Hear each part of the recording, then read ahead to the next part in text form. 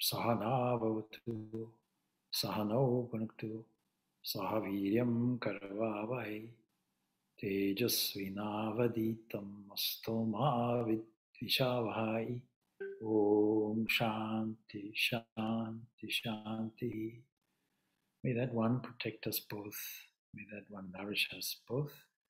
May we work together with great energy and vigor.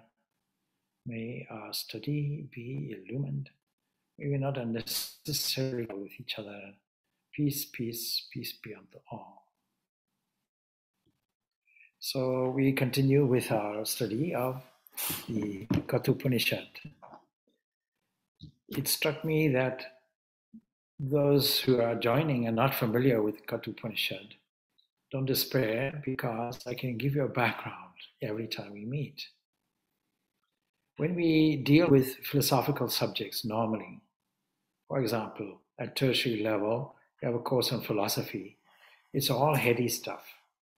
The Upanishads, of course, also are very abstract in their content, because they are really records of conversations and teachings in either a forest atmosphere or a royal court. And because of that, and they're written in prose and poetry and so on, they are necessarily brief in their content, and they require some elaboration, and that is why teachers elaborate on them. But does it mean to say that we all have to be scholars? No. And the Katha Upanishad is a great example of bringing the lofty conclusions of this Vedanta philosophy to the common man. Starting off with the revival of an ancient story, Nachiketa. And so we know the story if we've been following the series. We know how the story unfolds. So immediately we have a picture that we can all relate to. We can even make a drama from it or a movie. And it is all to do with the same kind of themes. The whole of the Upanishads, with all their subdivisions, have broad concerns. Firstly, whether we belong to the scientific field of inquiry or whether we believe to the human field of inquiry that wants to go beyond it. The search is the same. We make an inquiry, and the inquiry is based on scientific principles. Scientific principles means that we don't take any belief into account. Religion and spirituality, often the question is asked, what's the difference? Well, in the beginning, there's no difference, because we are looking for the same kind of things. We're looking for the same kind of answers. But when religions degenerate and get overwhelmed with mythology, with dogma and doctrine, with instructions, without asking the mature questions. So the commentator, before taking up part 2, asks this question, or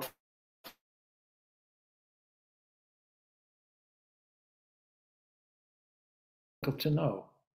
It is not part and parcel of our obvious external familiar world, and therefore not part of our interpretations of it and our reactions to it. So this is a fresh commencement for ascertaining in another way the reality that it is. If you couldn't grasp it in one way, then there's another way. So let us see what that means for us.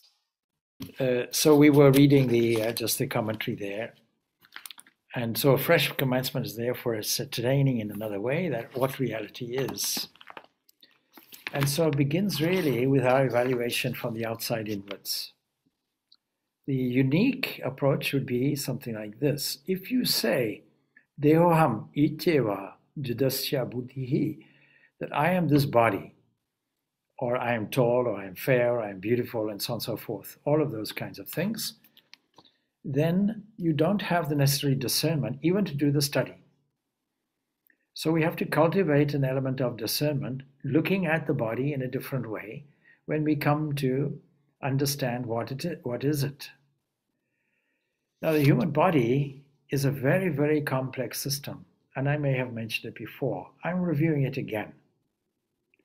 One teardrop in the eye is effective as a germ killer when it's diluted in 20 liters of water. And all the atoms that assemble in the body are really mainly distributed throughout vast space. I know it doesn't look like that. Supposing you swallow something, you're chewing something and you swallow something, there are cilia to help not only digest but also eliminate any foreign material. So choking is there as a mechanism for the human body to do this. And when we look at all the vast functions of the different body, of the different cells within the body, we wonder how one single cell that began, a zygote, can be distributed with so many different and varying functions. So we know the mechanisms of the body thoroughly. We know what happens when food goes into the mouth and becomes the body. What the Taittiriya Upanishad mentions as that sheath made from food. That's all it is. But something different is there.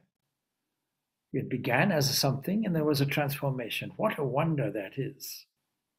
The Bhagavad Gita mentions very specifically how this works, because having told about the glory of the body, it mentions this important point, that whatever that source is, in expression, is called Vaishvanara, the power of digestion. Supposing we now revalue this human body according to this first stanza, which I mentioned last week and we reviewed last week, of that unborn one whose consciousness is unflickering. There is a city with 11 gates. Let's take that passage up again and really try to understand and appreciate it. So I was mentioning that this statement on discernment comes from the Yoga Vishishta, profound treatise on the Vedanta philosophy, and the final conclusion of the Vedanta philosophy that says everything is one. That also goes along with this to explain who is qualified to study this material. Jagati Satyatva Buddhihi. The world is perceived as real by most people. We have to revalue that and see it in a different way. See it as modern science sees it. That it is a fluctuation of oscillations and waves with no certainty about it. I gave a talk on Tuesday about this very subject to try and get a scientific validation of what the ancient people understood, or ancient teachers understood. They understood that the world is changing, and the expression for it is that it is flickering. A flickering flame is something that is unsteady, and yet it's still a flame nonetheless. There's a substantial element to it. So just to remind you, Puram, Egadasha Dharam, Ajasya Vakra Chetashaha, Anusthaya na Ashochati Vimuktaksha Vimokchati Etadvitat.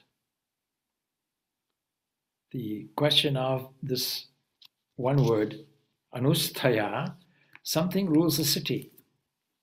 So now we can revalue the human body as a kind of city with all the functions, varying functions of a city going on. And there's one principle in philosophy that is absolutely sacred. Any aggregate, that is any parts joined together, is for an independent, non-part entity, something that is whole, something independent from all the parts. And we have to bear that in mind when we look at anything with parts. Our vision says it is one unit, but when we break it down, it looks like parts.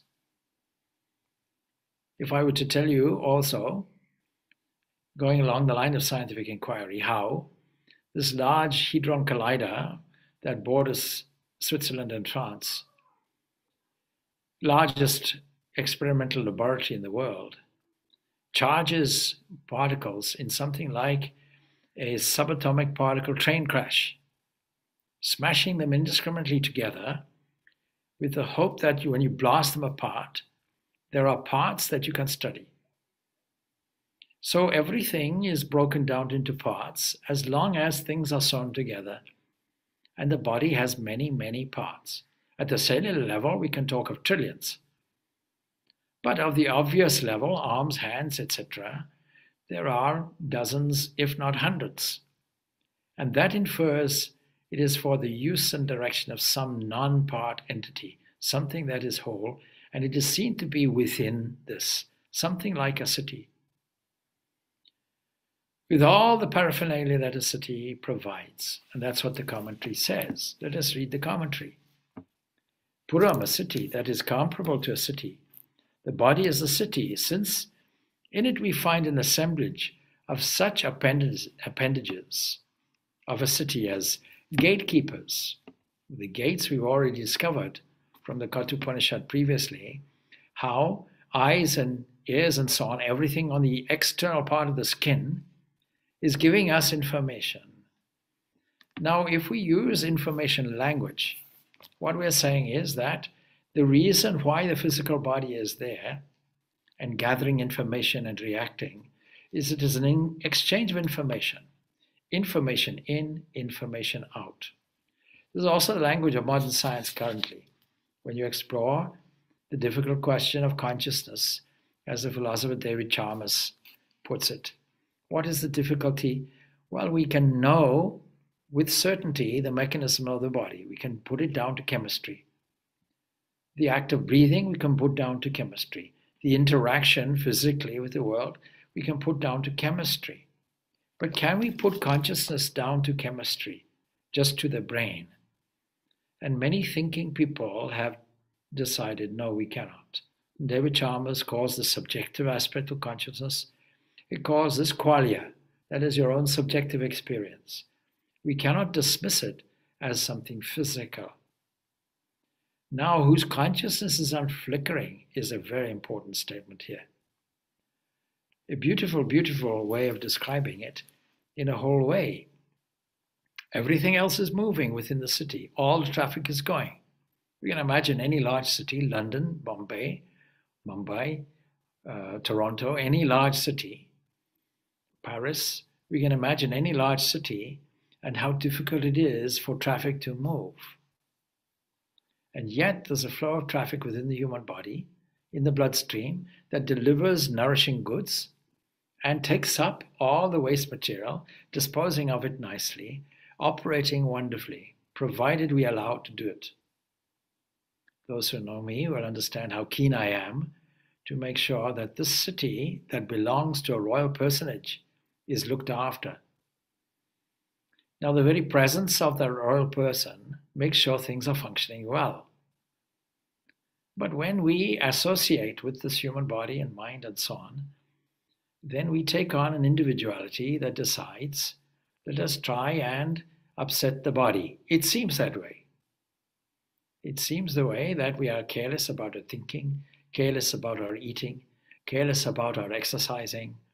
And as long as we don't regard this body as belonging to a royal personage, that this changing thing belongs to some entity whose consciousness is unflickering, then we're in trouble. Now there's a rulership, there's this term which is called Anushtuya, that is the idea that there is a ruler, and also the idea that if we rule, Anustunana,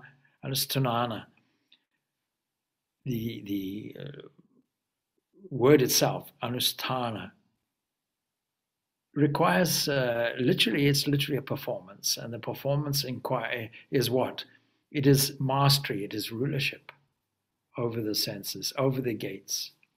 Any city that is controlled. If you go to London, you can't just move in. You have to look after the environment and maybe pay a road tax to get into the city, the privilege of getting in there. So all of this has to be looked after, and we also have to be masters of the information coming in and the responsive information going out. That's our job, in a discriminative way, so that we employ the necessary discernment as just a starting point. Just to remind you, Dehoham ityeva jadasya buddhihi, jagati satyatva buddhihi, and vishayeshu sukada yasaha. That if you fall into the trap of identifying with the body and its characteristics, if you perceive the world as the be-all and end-all and a reality that is in an impermanent way, and if you superimpose joy on the objects that you see, the sense objects, creating an element of craving and attachment for the objects, and therefore a mad rush for acquiring them, what is called bhoga and aishwarya.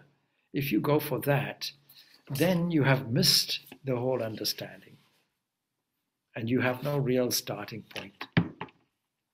So this unillumined, to the unillumined people, the physical body is seen as something like a hindrance, requiring hospital treatment on occasions, medical treatment on other occasions. And some use it to taste pleasures and exercise power to extreme. And we are warned against this in the Bhagavad Gita. Bhoga and Aishwarya is there. But to those who have this kind of vision mentioned in the Katha Upanishad, that is to the enlightened people, it is a city. In the case of the Bhagavad Gita, 9-gated. In the case of this passage, we're establishing 11-gated city.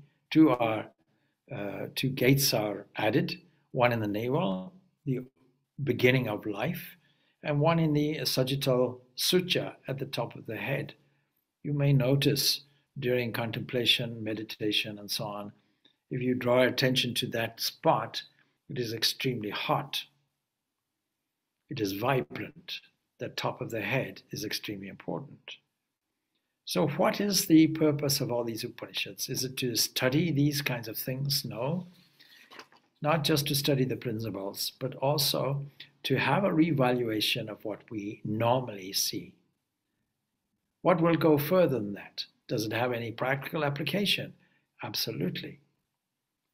Because if we don't do that, then we'll be subject to some maladies. What are these maladies? Grief, disappointment, sorrow, tears, pain. When the gates are controlled, as this passage is suggesting, then peace follows. Freedom follows. What does freedom mean? Freedom from the bonds of sorrow. And freedom begins here, at the very point of the body. So some people ask me, what is the beginning of spiritual life? I say food. Look after your food. Make sure that you are feeding the nutrients in that the Lord of the universe himself is going to digest. By his presence, all these functions happen.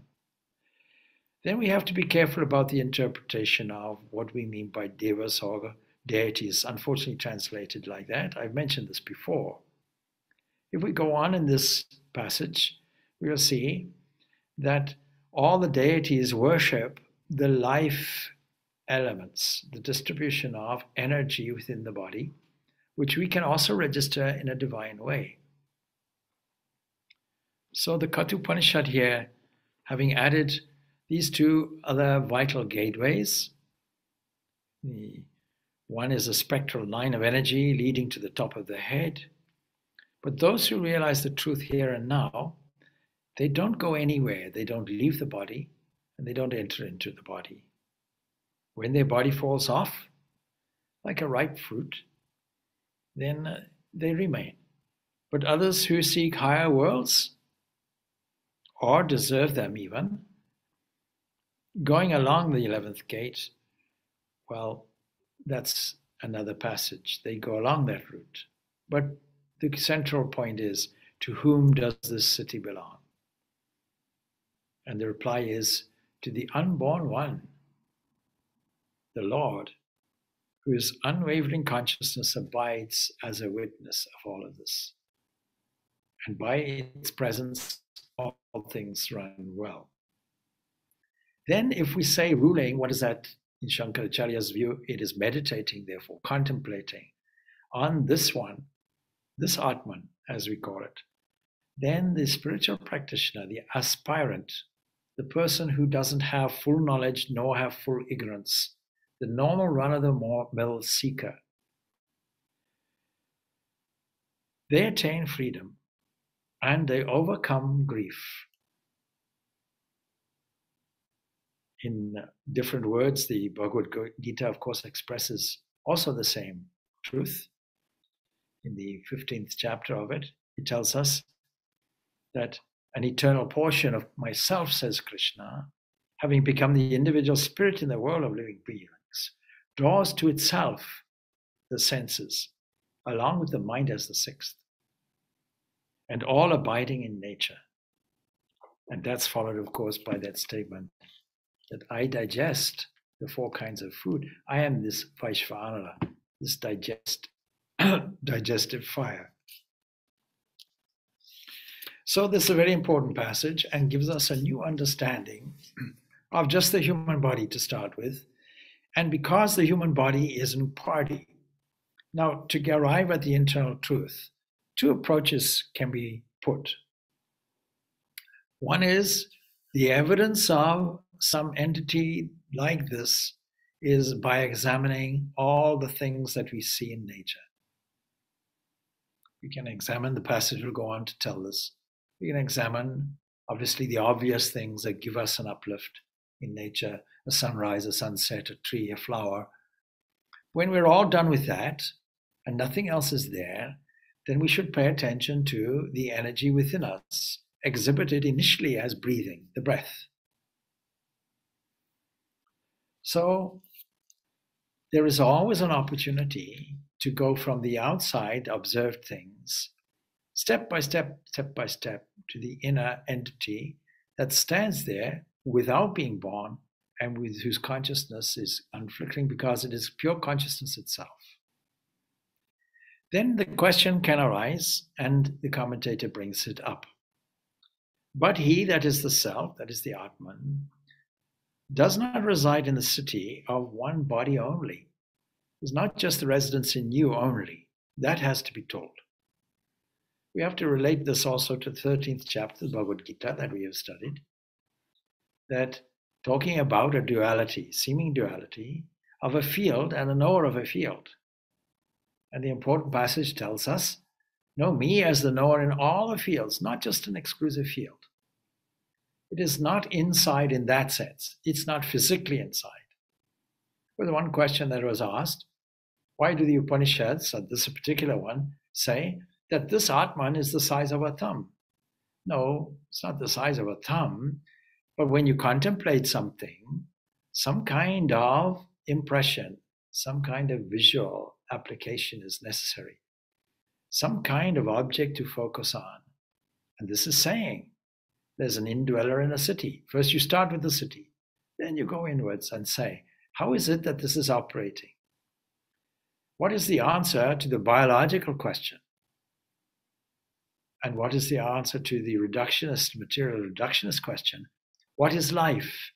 If I know life here, then I have every chance of simulating and a search for life elsewhere in the cosmos. Although we have to take for granted that it may not be the identical life here. But what we mean by life is information transfer, something that is sentient. And so from this point of view, everything is sentient. It used to be like that. Only what happened was, as time went on, from Descartes onwards, the universe became something like a machine. Mind and matter became diverse things. And then we valued a rock as something that was simply inert, something that had no life in it. Modern science tells us no, it is teeming with life, atomic life. When you look at it, it's in a certain condition.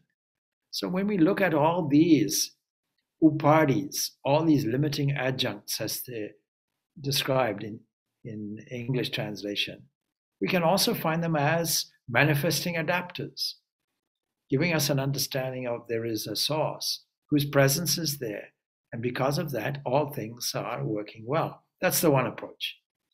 The other approach is internal. The other approach, going from the outside inside, or the inside to the outside, is to go the other way and direct perception. Understand it directly within, and contemplation is the means. Meditation is the means. That resides within, not only within you, this city, but every other object that you think of in an individual way. Now you can also think of it in a different way. You can think of it as a mind fragmenting that one entity, as it were. And so fragmented universe is there, seemingly fragmented is there. The question arises then, the commentary brings that up. But he, the self, does not reside in the city, one body alone. What then? Then the next thing is the glory of this. He exists in all the cities. And then the next question is how? How is that? So let us have a look at this next stanza, how we see it. You'll see I have repeated this from last week because I consider this to be so profound, and how the commentator himself registers the profundity of this passage by saying and highlighting this is a new approach. All right. Hamshas shuchi sat vasur antarik shasat hota vedisat atye tir drona sat rasat varasat tritasat vyomasat abja goja tritaja trija pratam brata. Let us now try and see if it is in this body, is it in all bodies? And how far should we go? You take just a human body? No. What should we do? Now, today, I misunderstood. Yesterday was Sankranti and so on, but Makara Sankranti. But today, I'm told it is that. This is where the sun seems to change direction. It goes now, starts to go on a northern path. So this different path is being celebrated anyway. And how would we view the sun? Well, the ancient people viewed it in a very poetic way. They viewed it as hamsavat, that is, as something like a swan moving through the sky gracefully. And this hamsa represents also the soul. If you look at the Ramakrishna tradition's logo devised by Swami Vivekananda, he puts the individual soul, the jiva, as a swan moving through, calmly moving through the waters of life. Immediately you see a swan, the mind becomes calm. The swan seems to be just cruising along without effortlessly going, effortlessly moving, not swimming desperately. Some skeptics might say desperate swimming is happening below the surface, but actually you won't find it. You'll find more of a gliding movement. How can we, in practical terms, glide through life effortlessly without all the stress that causes the physical damage and psychological difficulties, emotional upsets? Is there some formula that we can use? Yes. See this special entity, have a penetrating vision, and see this indweller in all the cities, including that of the sun. So just as the moving sun, that is the swan, as the moving sun. Now we've jumped a step. First of all, it's inside. The king dwells inside. The monarch dwells inside. The emperor of the entire universe dwells inside. But now we're told as the sun, another visual. If you have not got any idea of how this looks, you can take the sun itself and use that as an image for meditation. So as the moving sun, not even separate from it, he dwells in heaven, that is, in the regions that we look up at, that is the ruler of our life on this earth. He puts it that way. Then that sky, of course, means that everything in the sky, including the clouds, including all the dwellers in that sky, So when we say sky, that's all we mean. And then what about the water? Yes, in the water too. So he pervades all and dwells in the interspace, in the air, as fire. He resides on the earth. That means all creatures on the earth also, and all things that are heated or have some kind of internal temperature. And of course, in another sense, as the fire existing on the altar, but also the guest. In the ancient days, this was the way of sacrificing. And so what is the guest that dwells in a jar in the ancient ritualistic days? This is Soma. And then going back to the internal aspect, he is in man. He is in the various forces of nature. He is in the gods. These forces appear in the human body as these gateways, these eyes, these ears, these breaths, everything there. In the sacrifice, in the sky, born in water, born on earth, born in the sacrifice, born on the mountain, whole list of things going on. He is the true, he is the great. That means unlimited, pretty much unlimited subjects, unlimited pictures that we can start a meditation with. All indications leading us on a trail inward. Please look here, a kind of signpost. Take this one, look.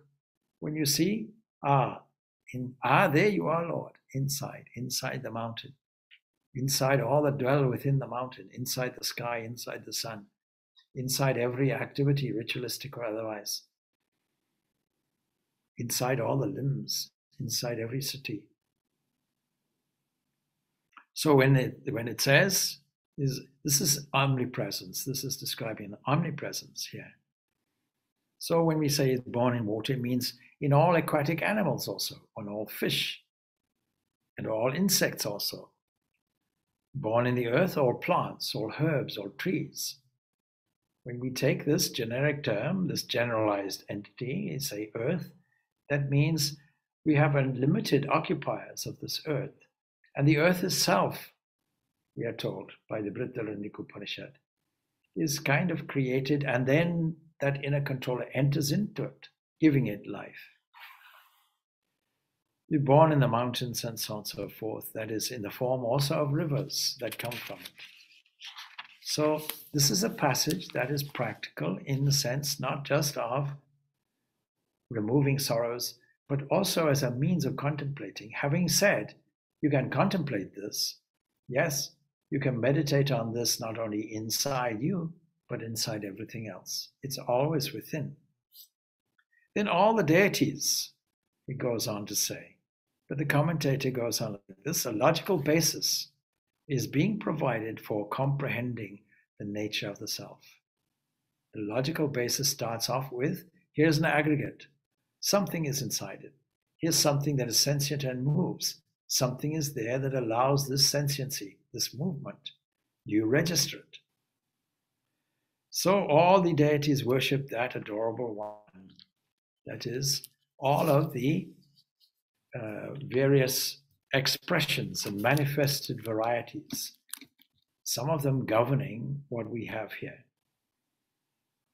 Urdhvam pranam onyayate apanam pratyag asyati madhye vamanam ashinam vishve deva upasati. What does he do? He's leading the out-breath upward. He's casting the inwards, the breath downwards.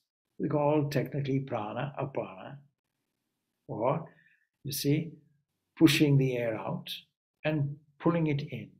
Pushing the air out, prana, an upward movement. It means the diaphragm muscle is acting like a piston, moving the breath out. So prana is not exactly breath, says Swami Vivekananda in his Raja Yoga. And he gives a whole wonderful expose of that. Let us just see what he says. He says the word used, prana, in connection with throwing out and restraining breath, is not exactly breath. It is the name for the energy that is the universe, and in terms of breathing, it is that mobilizing element that allows the diaphragm muscle to move like a piston up and down. It is the name for the energy that is in the universe. When Einstein gives his famous equation connected with potential energy, probably the most famous physics equation in the world ever, and so simple, when he says it, he's saying that everything is resolved back into this prana, into this energy, to the extent that we can't even consider such a thing as matter separate from it. It means that a gram of matter has enough energy to explode a whole town. And it means then that the energy potential is there. And what is it? Not only is it registered as that entity that moves it, and therefore we should register its movement and glory in it, but understand that, again, as a ruler, by its presence, it's allowing this to happen. It is a mobilizer in the sense. Whatever you see in the universe, says Swami Vivekananda, whatever moves or works or has life, is a manifestation of this energy or force or prana. The sum total of the energy displayed in the universe is called prana. This prana, before a cycle begins, remains in an almost motionless state. And when the cycle begins, this prana begins to manifest itself. It is this prana that is manifested as motion, as the nervous motion in human beings. Whenever there's a nervous, neurological upset, you can be guaranteed by regulating breathing, it will settle it. So prana is manifesting also as thought, and so on. So real prana at its subtlest level is called thought. The whole universe is a combination of this interplay between energy and its expression, matter, akasha. So is the human body. And out of this primordial material, this akasha, you get different materials that you feel and see. And out of prana, that is energy, all the various forces. Then he goes on to say, now this throwing out and restraining this prana is technically in yogic language called control of prana or pranayama. But what it means is that what we call breath, what we call thought, is just capturing a small whirlpool of this universal energy. So he's leading, it's a wonderful phrase, he's leading the out-breath upward, and he casts inwards the in-breath. The dwarf, as it is described, that is that entity which is of the size of a thumb, that tiny thing visualized within the cavern of the heart. What does it do? Where is it seated in the middle? And all the deities worship it. See, originally prana did, in fact, infer breath, because that's where we catch it. And it was used also for the Supreme Being. It is called in the Jewish tradition, ruach. I breathed, breathing across the waters, across the universal waters of life, the cosmic waters. That phrase is being used. The spirit breathing over it, giving life to it. A wonderful concept in the Jewish tradition. And so we can see in early Upanishads, this would also relate to the vital powers, and we find this here, the breath, the eye, the ear. All of these are called prana. And these are looked upon, of course, as varieties of breath or as powers, devas, if you will, ruling entities presiding over different parts of the body. So prana and apana stand for breaths in, expiration, inspiration. And then we also have to do with this vamana that stands separately as a witness. We see that all these other pranas are there. One controlling digestion, samana. One controlling elimination. One controlling the whole circulatory system. One controlling the upper part of the body. 5 pranas are there, and subsections are also there. And the point is that these entities operate because of their worship and adoration, even though we don't register it this way. Beautiful way of putting it. Because if the central entity, the central emperor of the universe sits within, spontaneously won't all the sub-administrators naturally refer to that entity, just as in any city, the small council boroughs and their heads will revert to the ruler of the entire thing.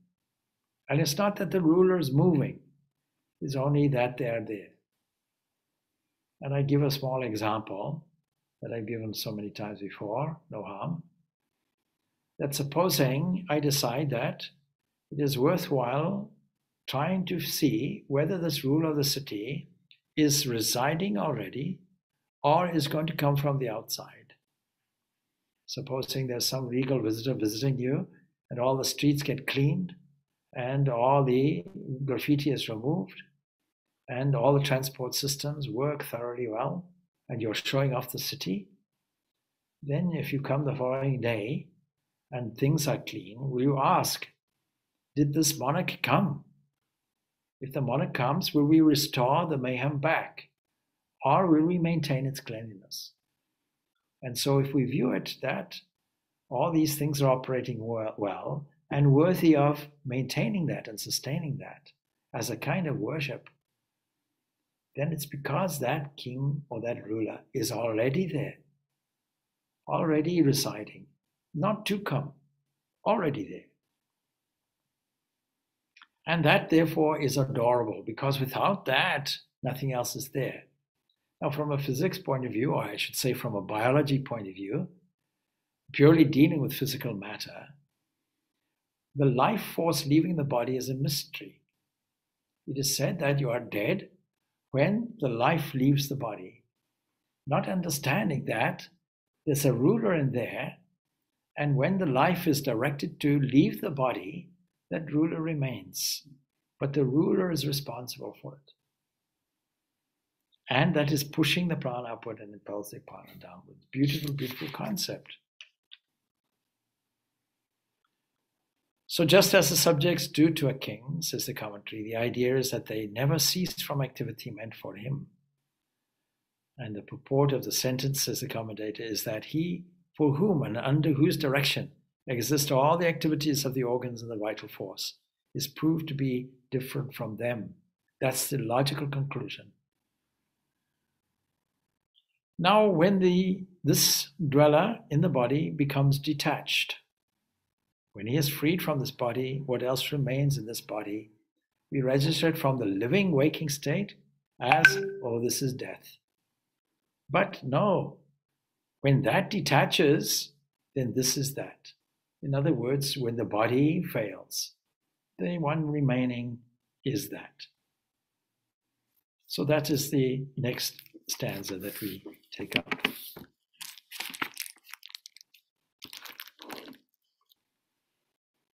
Asya vishramasam manasya sharirastasya achinaha dehad vimocha manasya kim atra parishishyate.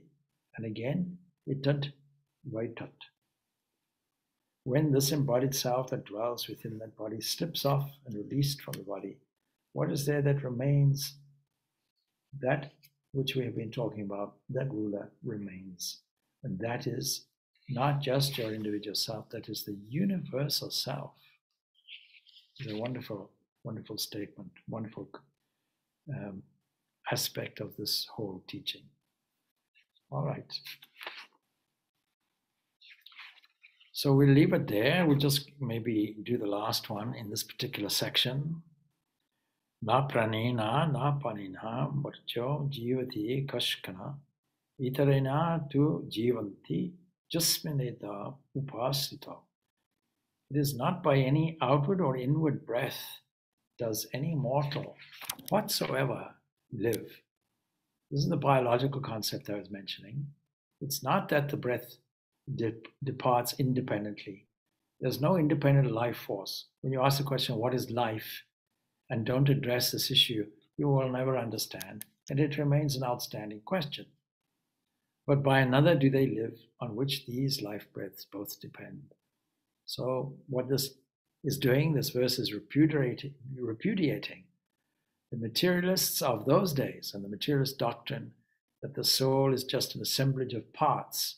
That's all it is. Ignoring the philosophical adage that it must be for the good of an independent entity.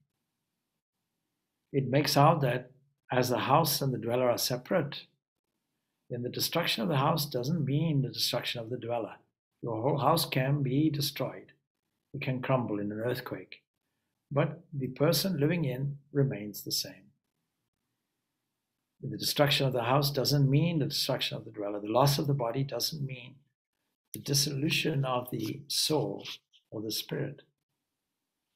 And that remains even when there's a desertion of the body by the soul would mean the disintegration of the body, of course.